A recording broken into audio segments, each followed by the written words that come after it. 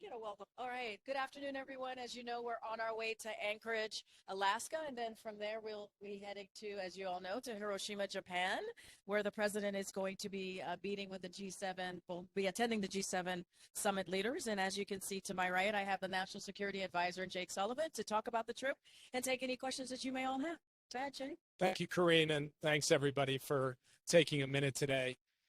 As Karine just said, we're headed off to the G7. The president will start his engagements in Hiroshima with a bilateral meeting with Prime Minister Kishida, where they will review the really quite extraordinary progress in the alliance over the course of the past 2 years, building on the trip that President Kishida made to Washington in January.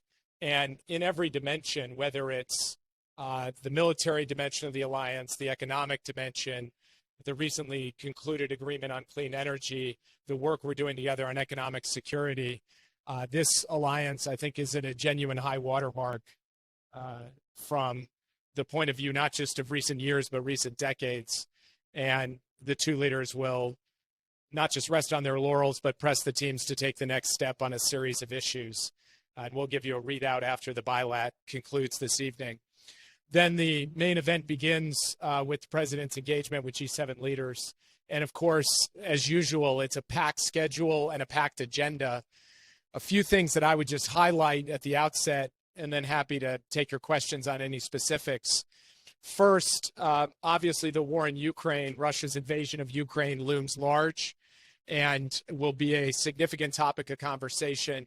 There will be discussions about the state of play on the battlefield. There'll be discussions about the state of play on sanctions and the steps that the G7 will collectively commit to on enforcement in particular, making sure that we're shutting down evasion networks, closing loopholes in the sanctions so that the impact is amplified and magnified in the months ahead. And the U.S. will have a package of sanctions associated with the G7 statement that will center on this enforcement issue. There will also be talk about reconstruction, about economic and humanitarian support to Ukraine, and about how to set the appropriate conditions with progress on the battlefield, shaping progress at an eventual negotiating table if and when Ukraine is prepared to do that down the road. Obviously, also high on the agenda will be supply chains and clean energy. President von der Leyen was in Washington not too long ago to agree a very far-reaching joint statement between the United States and the European Union to align our approaches on clean energy. And now that alignment will be taken out to the G7 as a whole. And we believe that the work we will do together in terms of deployment of capital to ensure clean energy technologies are built out in not just in all of our countries, but globally, and the establishment of diversified, secure, resilient supply chains from critical minerals to batteries and electric vehicles and more, that you will see a degree of convergence on this that from our perspective can continue the conversion of the Inflation Reduction Act from a source of friction into a source of cooperation and strength between the United States and our G7 partners. Of course, the common concerns and issues associated with the policies and practices of the People's Republic of China will come up. And I think you will see coming out of this summit alignment and convergence around the fundamental principles of our approach to the People's Republic of China. Of course, each country has its own distinct relationship and its own distinct approach, but those relationships and approaches are built on a common basis. And I think you will see that reflected in the outcomes of the G7. And then the hosts, Japan, have emphasized the importance of economic security, of making sure that at the intersection of economics, technology, and national security, the G7 approaches are carefully coordinated and aligned, and you will see outcomes reflected on that as well. The President will also co-host an event on the Partnership for Global Infrastructure Investment, where we will review the progress from last year, including some announcements of new investments and new deals, as well as a broader build-out of work with the private sector, including very senior private sector representatives coming so that public investment is mobilizing private investment to drive infrastructure development in the developing world and in emerging economies. There will be a host of other things on the agenda to talk about, from foreign policy to economic policy to climate policy. One last thing that I would just lift up as a substantial topic of conversation will be artificial intelligence. President, the Vice President, and the senior team at the White House recently hosted the leaders of some of the major AI outfits in the United States. He will report out on those discussions and on efforts by the Biden administration to ensure that we are helping facilitate the opportunities of AI while managing the risks in a responsible way that is coordinated closely with the advanced democracies of the world. So lots of other things will happen, bilateral meetings, trilateral meetings, and the like, but I think those are the main elements that I wanted to lay out at the outset. And with that, I'd be happy to take your questions. Thanks, Jake. Just starting at the 30,000 foot level, as we are here at 30,000 some odd feet. You all have been saying for weeks now in the lead up to this trip that the president can be the president wherever he is. So could you speak to the president's decision making, why he felt he had to be in Washington and cut this trip short, giving the PRC the display of American inconsistency and lack of commitment in the region that it has been looking for, and in effect undercutting the very trip the president set out to plan when this trip was announced a few weeks ago? So first of all, I would just point out that this G7 comes after one of the most effective and impactful strings of American diplomacy in the Indo-Pacific in an incredibly long time. In January, you had Prime Minister Kishida in Washington announcing absolutely historic investments in Japan's defense capabilities. In February and March, you had the announcement of enhanced defense cooperation agreement sites in the Philippines. You had the announcement of an initiative on critical and emerging technologies with India. In April, you had a state visit from Korea that led to a historic Washington declaration. You had AUKUS and the president with the prime minister of both the UK and Australia in San Diego announcing a first in 60 years defense partnership on nuclear submarines. So when you look at all of those pieces coming together, we feel extremely good about where America's position is in the Indo-Pacific. And the fact that he has to postpone a trip to Australia and to Papua New Guinea, when you lay that up against where we are with respect to our alliances and partnerships in the Indo-Pacific, we believe this notion that somehow the PRC is sitting there happy and comfortable about the situation is a convenient media narrative going into this trip, but it does not reflect reality in any way. I would also say that the president felt it was critical that he be at the G7 because this particular format is so central to getting alignment and convergence with key countries, including, by the way, the countries in the Quad, because both Australia and India will be in Hiroshima, and he will have the opportunity to engage with them there. That was a vital part of the trip, but that the work that we need to do bilaterally with Australia through the Quad and with the Pacific Islands is work that can be done at a later date, whereas the final stretch of negotiations over the debt limit or over the budget cannot be done at a later date. And that default can't be postponed, but the trip can be postponed. So that's where the president ultimately made his decision that he would do the first half of the trip and then postpone the second half of the trip to a later date. Specifically, just talking about one missing piece, which is the meeting with the Pacific Island leaders.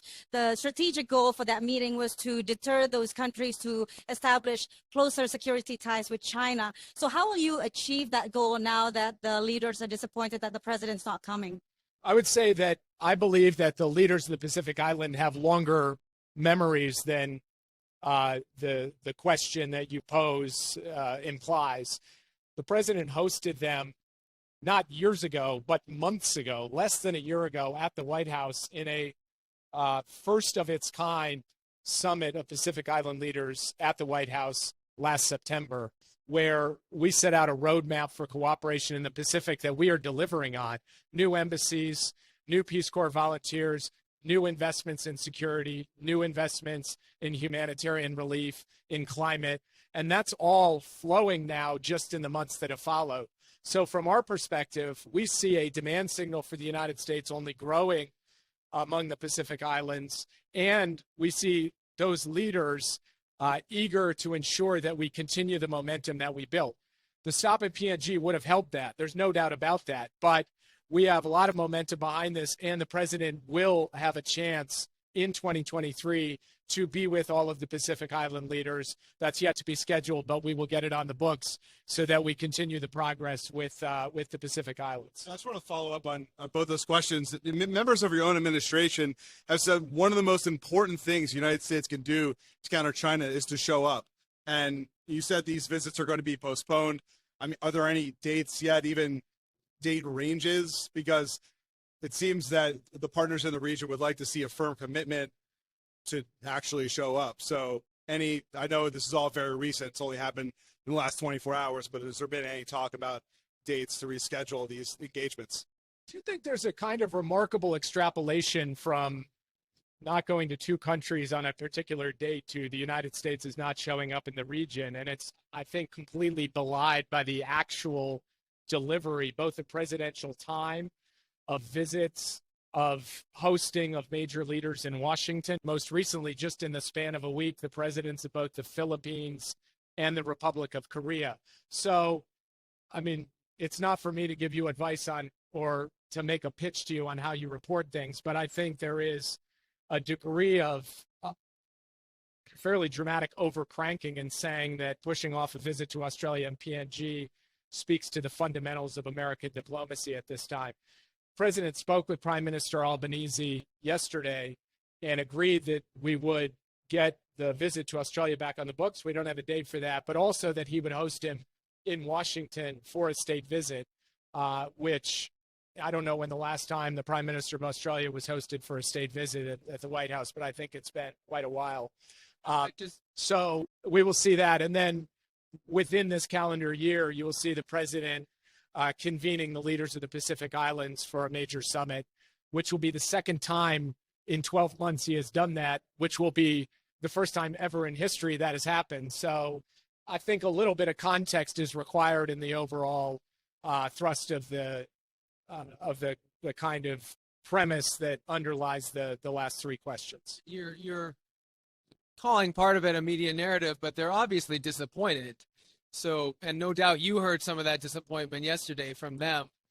Are you concerned about the credibility question, or is the context that you're sharing with us something that you've also shared with them? I do not believe that the Australians doubt America's commitment to the alliance. And one of the reasons I believe that is because Prime Minister Albanese and President Biden reinforced their common commitment to the alliance yesterday. Another reason I believe that is, like, several weeks ago, a couple of months ago, he stood next to the Prime Minister and announced that we were going to provide nuclear-powered submarines to Australia, which is something that they announced back in September of 2021, said in 18 months we'll have this done, and in 17 months and 30 days, we deliver on the most consequential, significant security agreement between the U.S. and Australia since the founding of the alliance, bar none. So I think the nature, of these questions does not reflect the nature of how Australia is talking to us about what they think about the alliance. Papua New Guinea? And as far as Papua New Guinea is concerned, I think they're obviously disappointed that the president will not be the first ever president of the United States to go to Papua New Guinea. They are eager to see him there at some point. But they are also very mindful of the fact that this president has done more in terms of his personal engagement with the Pacific Islands than any previous president. So one of the things that I think is important to keep in mind is all of the work we do month in, month out, the credibility we put in the bank through our actions, through our summits, through our trips, through the hosting that President Biden does, that credibility is for moments when we have to make schedule adjustments so that the Prime Minister of Papua New Guinea and the Prime Minister of Australia can know that Joe Biden is someone who, as president, has their back, and that the United States can and will deliver for them. And the proof of the pudding is in the eating, and we have delivered for both the Pacific Islands and for Australia in an unprecedented way over the course of the past 2.5 years. That puts us in a position to be able to do this, to make these hard calls in balancing domestic imperatives for the president to be at home, to deliver an outcome, a positive outcome, and also to sustain these relationships in a positive way. And I would just argue that all of the gardening, all of the work of the last 2.5 years has led us to a moment where we have the capacity to make these adjustments without it coming at a cost to our credibility, in a way that if we were coming in cold, had not done all the things we have done, people might, the countries themselves might be asking the question more full-throatedly than they are now. Just to clarify, is the president, when you say he postpones the Australia portion, when he makes that trip, will he also go to Papua New Guinea, or that part is canceled? Because you just said he will not be the first president to make a visit to the island. No, I just said, I don't know exactly how I formulated it. I'm saying the prime minister is sorry he won't this week be the first president. I wasn't saying he won't go. As we put out yesterday, he's postponed both legs of the trip. Again, I want to go back to Zeke's original question about the president being able to do his job wherever he is. Was there a calculation that the negotiations over the budget, the debt ceiling, were not going well enough, that he had, like, I'm just curious when it changed from the president can do his job anywhere from just a few days ago, there's no, we're not going to cancel this trip, to yesterday morning canceling the trip. Without getting into the ins and outs of the negotiations, which I will leave to others, I would just say negotiations are dynamic, and you have to both look at the substance on the table and the days until the deadline, and then make a determination about the allocation of the president's time and energy. That's something you have to calculate every single day. And as we were getting prepared to take off on this trip, he took a final look at that and made the determination that in the balance of his time, he needed to be back in Washington for the closing days before the deadline, to ensure that the United States does not go over a cliff, and to ensure that we get a deal that reflects his values and the best interest of the American people. What is the president going to be speaking with, or next meeting with President Xi? He said earlier he was asked whether or not it's soon, but we will be meeting. And I was just wondering if you have anything to share with us about what their next meeting or call is going to be. Anything to announce today, but I mean, just intention that it will be soon. What you said, the president said whether or not it's soon. I'll leave the president's words to stand as they are. When we get to Japan, the president is going to the Peace Memorial Park on Friday. Some people are hoping that he'll apologize on behalf of the U.S. Can we expect the president to issue an apology? The president won't be making a statement at the Peace Memorial Park. He'll be participating with the other G7 leaders in a wreath laying and a few other events. But this is not, from his perspective, a bilateral moment. This is him as one of the G7 leaders coming to pay respects, and respects both for history, but also respects Prime Minister Kishida, who, of course, is from Hiroshima. So that's Jake, that's a no. He does not intend to issue an apology on behalf of the United States for the use of the atomic bomb. What can we expect from the G7 in terms of broader export bans to Russia, using Russian frozen assets for Ukraine reconstruction? And can we expect any kind of engagement between G7 leaders and President Zelensky? I think we are anticipating some kind of engagement between G7 leaders and President Zelensky. The parameters of that are still being worked through. So when we have more to share on that, we will. I do not anticipate what has been reported, this kind of comprehensive export ban. The main focus of sanctions implementation at the summit will be about enforcement and evasion. And on the question of Russian assets, the G7 will speak to that, but I don't have anything further to share today. Just to follow up on that, there was some reporting that the G7 and the EU would ban Russian gas imports on routes where Moscow has cut supplies. Are you saying that's not the case? I'll leave that to the EU. They're working that through. But the G7 piece of that? in terms of the A joint announcement. So, like I said, I think that's something the EU is working, and based on how that proceeds, we'll see what happens with the G7. Jake, on the issue of F-16s in Ukraine, acknowledging that the G7 is primarily an economic forum, but do you expect that issue to come up with European allies, given it appears there's been some softening perhaps in European capitals toward those jets going to Kyiv, and any update on whether the administration's thinking has changed over the past few weeks? I have no update today on F-16s. Does the U.S. right now assess that Kyiv has begun its counteroffensive that it's been preparing for months? Is that the current state of the battlefield that you were describing that we discussed? I remember extremely vividly when Russia declared the so-called Luhansk People's Republic and Donetsk People's Republic as part of Russian territory, and then tanks rolled into them. The questions for 24 hours, has the invasion begun? Has the invasion begun? And this has like shades of that. Has the counteroffensive begun? Has the counteroffensive begun? As you know, this is not like a D-Day landing on a beach. These types of military operations are more dynamic, more layered, more multifaceted. So has the counteroffensive begun is in the eye of the beholder, and I'm not going to pronounce on it. I'll let the Ukrainians characterize and describe what they're doing. I would just say intense military activity is underway in parts of Ukraine, as we have seen recently from the fighting around Bakhmut.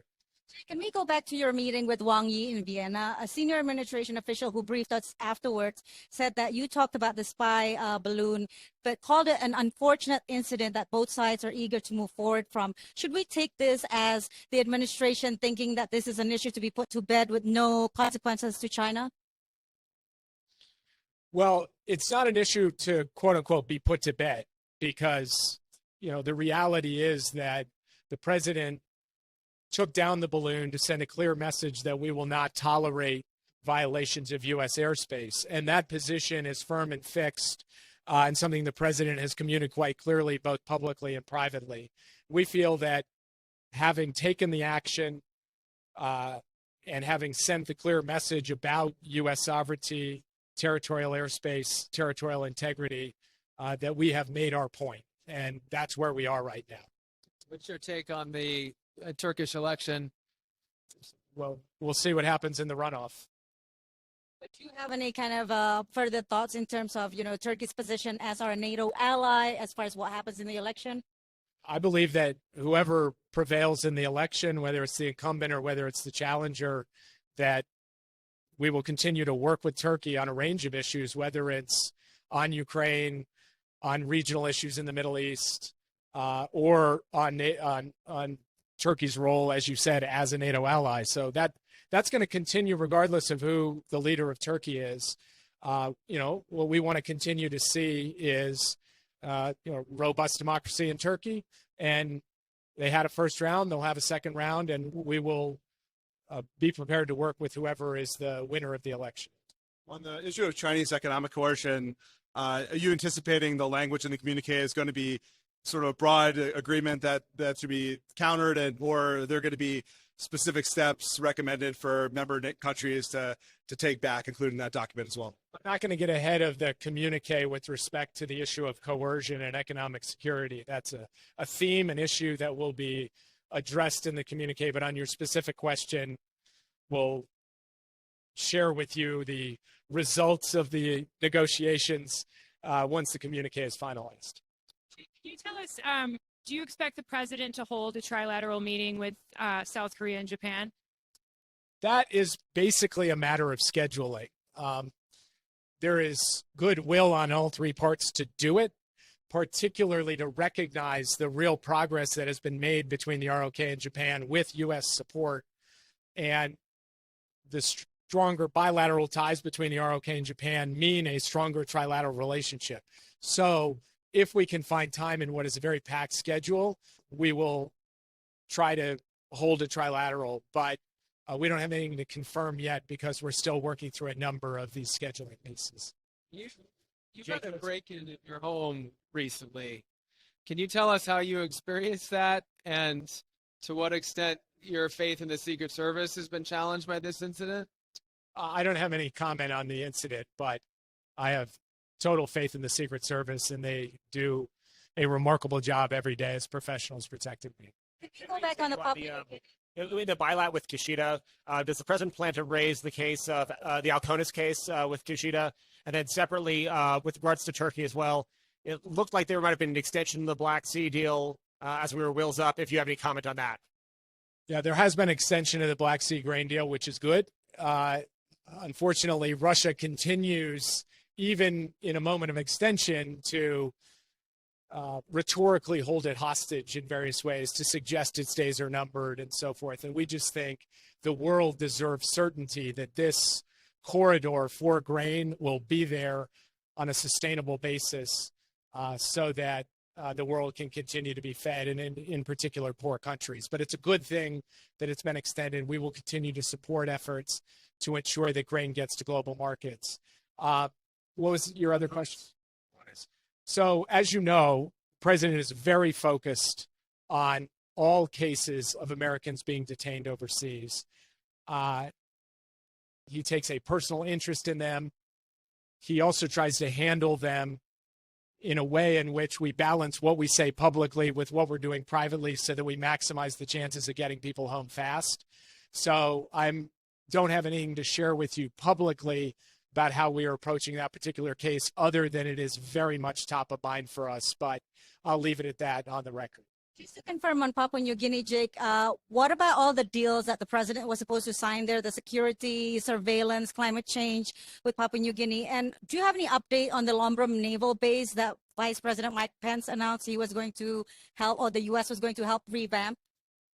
So we will certainly be moving forward with a range of different agreements with Papua New Guinea. How and when they get signed is something that we are still working through with them so that we can maximize the lift that they give. But from a substantive perspective, the rescheduling doesn't disrupt the work that we are doing in all of these areas. I don't have an update for you on the military base.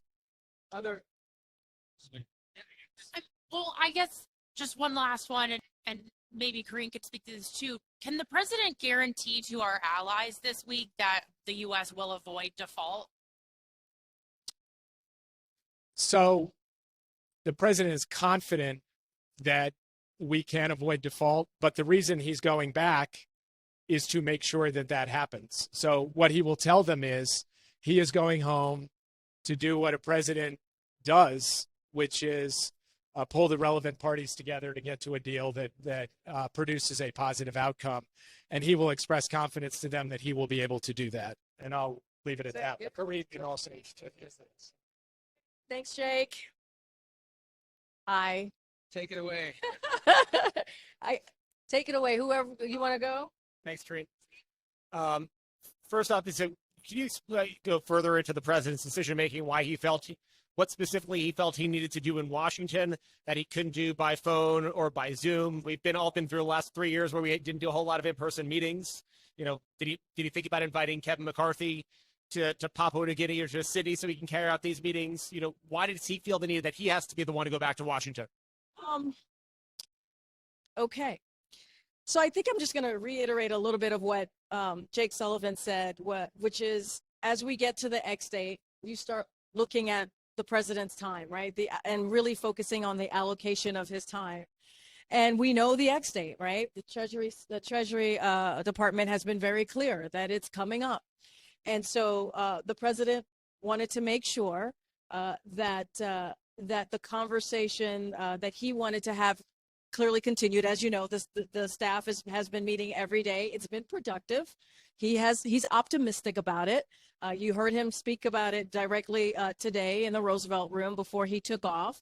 And the president just wants to make sure that that this gets done, right? We are a country that pays our debt.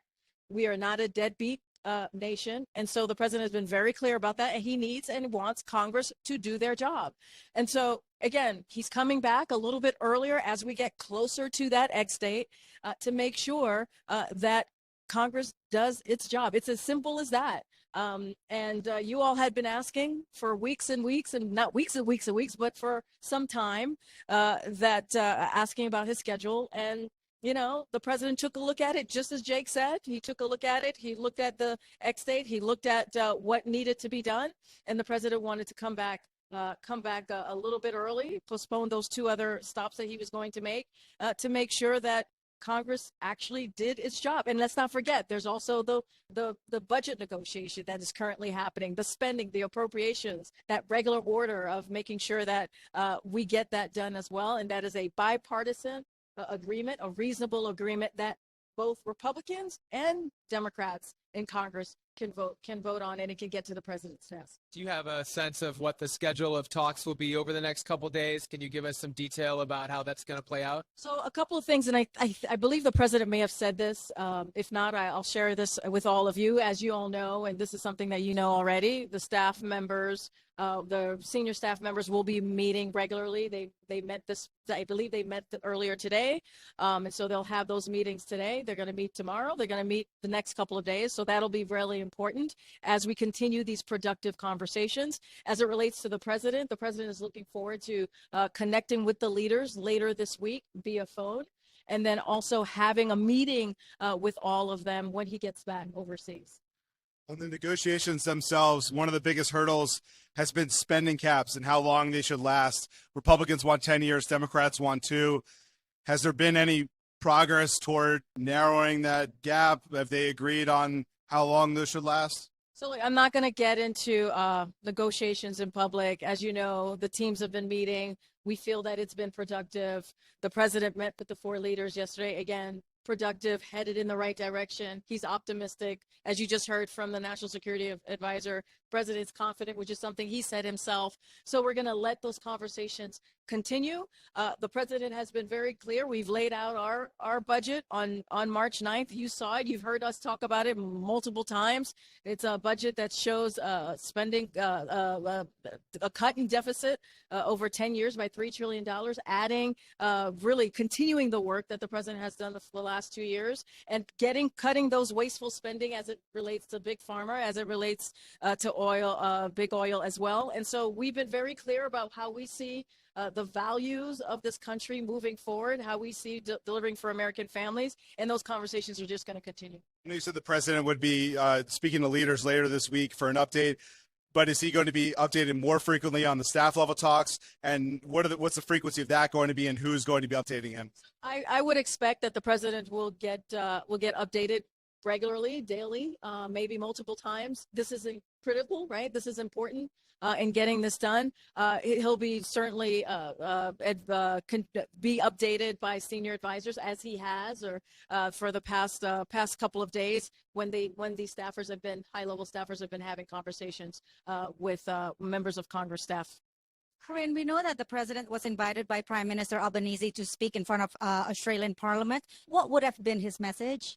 Look, I mean, I'm not going to get into the specifics of what the president's message would have been. I think you heard from the National Security Advisor how important that region is, how important continuing and building on the Indo-Pacific relationship. That's why the Quad, the Quad partnership was just something, as you know, was something that came out of this administration. We want to continue that partnership. And Jake laid out all of the things that we have done as administration, as the president has done these past couple of months, most recently, to continue building on that relationship. Not going to get into what the president was going to say, but clearly that region is important for many, many reasons. And again, that, as Jake said, that those 2 stops have been postponed, and we're looking forward to getting that back on the books. And the Prime Minister has been invited for official state visit, and both parties in respective governments are going to be on the staff level talking about when we can lock that in, which is going to be, I think, incredibly important, and will show how important this relationship is to this administration. What's the White House's message to progressives who are worried that the White House is going to give away too much to Republicans in negotiations, especially on work requirements? This is a president that they could be reassured is fighting for clean energy, is fighting for manufacturing, is fighting for healthcare.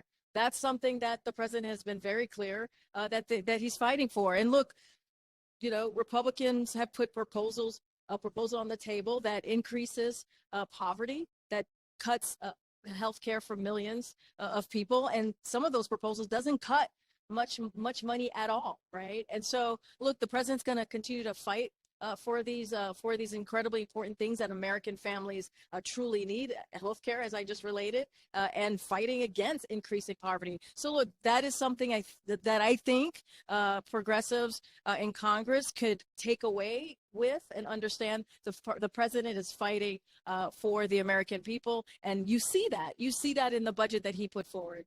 What is acceptable in terms of work requirements to the president? I'm just not going to negotiate from here. The president spoke. I think he was asked this question twice today, and answered it. And so I'm just going to leave it to what the president said. I'm just not going to get into it. On Ukraine, there's some concern that the aid package that Congress approved in December could dry up this summer. Is there any discussions at the White House of a new package? I don't have anything to share on any conversations with Congress or any conversation about aid. I think one thing you can take away, and I know many Americans have, is this past year, you've seen our commitment to the Ukrainian people with the aid packages that we have either drawn down or given to Ukraine, because we believe the importance of the Ukrainian people having the ability to fight for their freedom, for their territorial integrity. And look, at the end of the day, and you've heard us say this over and over again, which is this war can end today. This is a war that was started by Russia. This is Russia's aggression against a democratic country, and it could end today. The fighting, the bloodshed, all of it could end today if Russia would leave Ukraine. I know the president spoke to Prime Minister Albanese yesterday. Why hasn't he spoken to the Prime Minister of Papua New Guinea? Does he intend to have a personal conversation there? Why did the Prime Minister of Papua New Guinea not get the same courtesy that the Prime Minister of Australia did? Very good question. I think in my statement I stated that senior staffers from NSC spoke with the Prime Minister of Papua New Guinea. I don't have a call to read out to you, but I'm sure there'll be a conversation at some point. The president will have a conversation at some point with the Prime. Follow up on that question, so Karine. Xi Jinping has been to Papua New Guinea 3 times, and this would be the first time an American president came, and he canceled, and he's not even calling.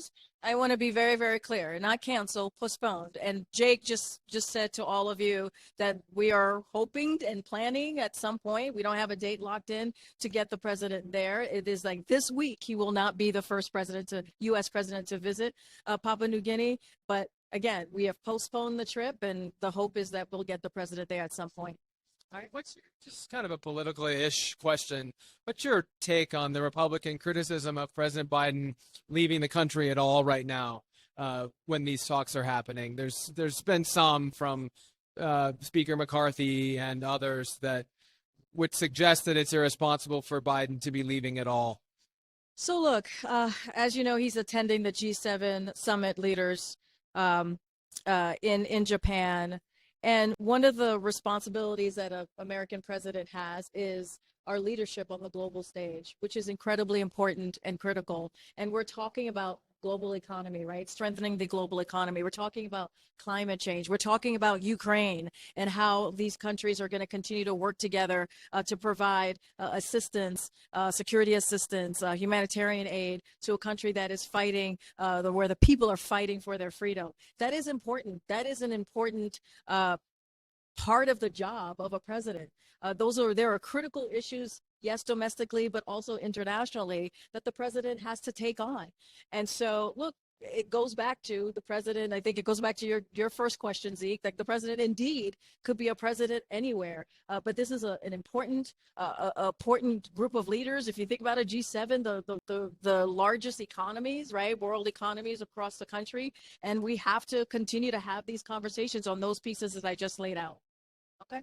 Doesn't it make the president look like he's caving to Republican demands by making this last-second decision to cancel it after this criticism from Republicans had come up, instead of making a proactive decision to do it a few days ago, or just continuing on with the trip and telling Kevin McCarthy, call me with an update?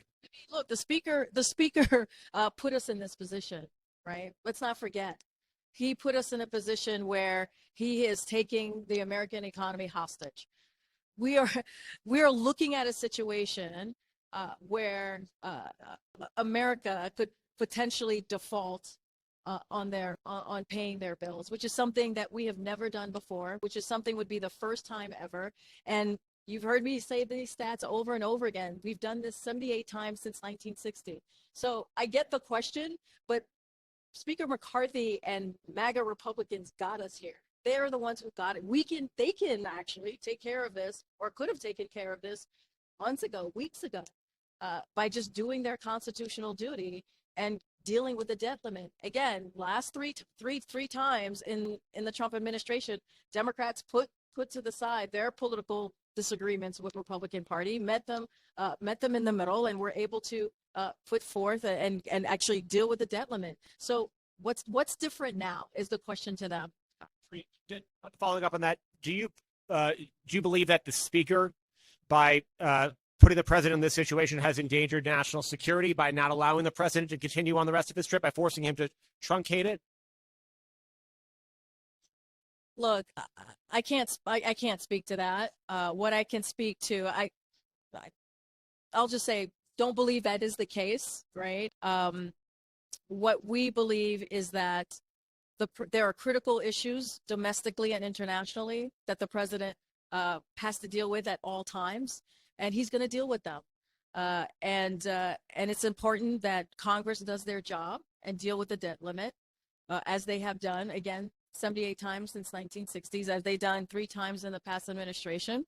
And the president wants to go back to regular order, and as we have been doing in these budget negotiations and talking about how we're going to move forward with the economy for the American people. Kevin McCarthy, right before we left, said that there was a big obstacle in the White House toward a deal, which sort of conflicted with some of the good vibes coming out of the meeting yesterday. Any idea why he would say that, or does the deal seem farther off than the sort of end of week hope that was expressed yesterday? So look, I'm not Speaker McCarthy's press secretary, so I can't speak for what he said and what he doesn't say. That's up to him and his people to speak to. What I can speak to is what the president has said. He's confident. He's optimistic. It has been a productive conversation. Yesterday was a productive conversation. The staff level meetings have been productive. So I will leave it there. Of course, as it relates to the budget negotiation, we want to get this done as soon as possible. As it relates to the debt limit, Congress needs to act. We've held the line. We've been very clear on that. They need to get this done as soon as possible. Not to be around the bush, Karine, but President Biden is the 3rd Democratic president who had to cancel a foreign trip because of budget negotiations and or debt ceiling after President Clinton and President Obama. What does this say about the dynamic between a Democratic White House and a Republican Congress on its fight? Honestly, that's for Republicans in Congress to speak to. That is for them to speak to. They have to answer that question. Why is this happening now? That's something for them to answer. All right. After the veto override in North Carolina last night, does the president talk to Governor Cooper? So I don't have a call to read out to you.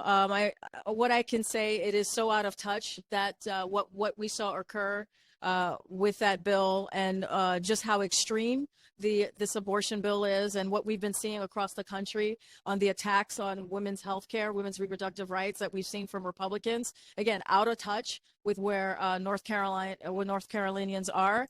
And the president and this administration has been very clear that we're going to continue to fight for women's health care, women's reproductive rights, and that we're going to continue to call on Congress to make the law of the land. Thanks, everybody. Thanks for your curiosity.